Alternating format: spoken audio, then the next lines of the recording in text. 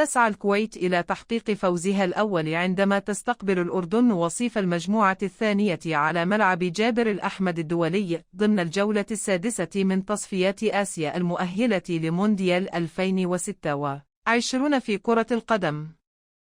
ويدخل الأزرق المباراة قادما من خسارة منطقية على أرضه أمام كوريا الجنوبية من 1-3 الأربعاء الماضي، علما أن فوزه الأخير على الأردن يعود إلى العام 2014 بهدف يوسف ناصر.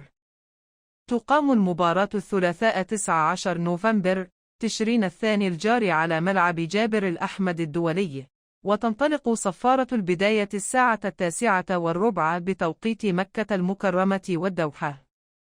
وتنقل المباراة عبر القناتين التاليتين: بين سبورتس HD 1 وقناة الكاس.